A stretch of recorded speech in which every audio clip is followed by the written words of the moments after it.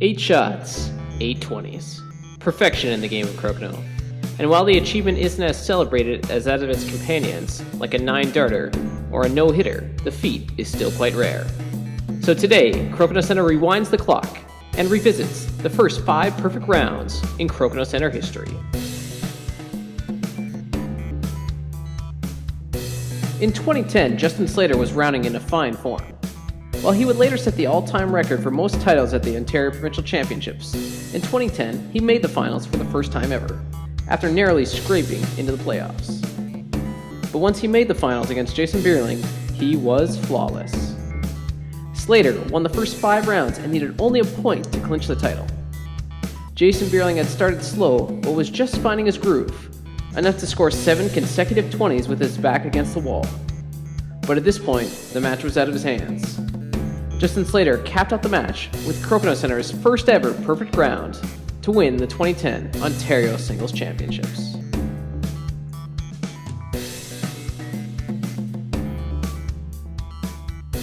The next perfect round would come 1 month later, again in a finals and again in a match featuring Justin Slater. But it was Brian Cook who would lay claim to the perfection achievement.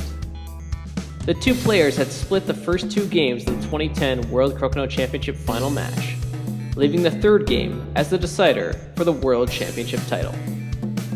In the first round of that third game, Justin Slater left both his first and final shots just short, and Brian Cook scored 6 open 20s and converted both hanger 20s. While Slater would ultimately win the match to become world champion, it was Brian Cook who earned the historic feat of scoring the first ever perfect round in a World Championship final.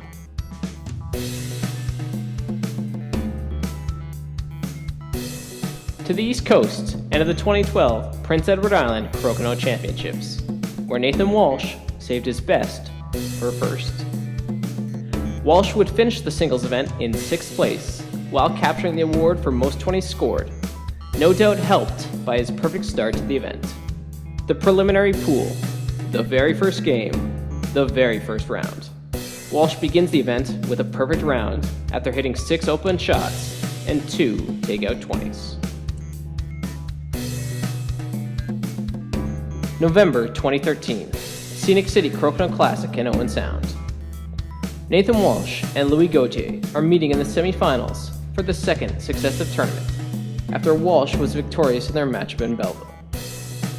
A brutal snowstorm had swept across southern Ontario that morning, causing several players to miss the event. But the quality of play didn't suffer in the slightest. Walsh and Gauthier shot matching perfect rounds.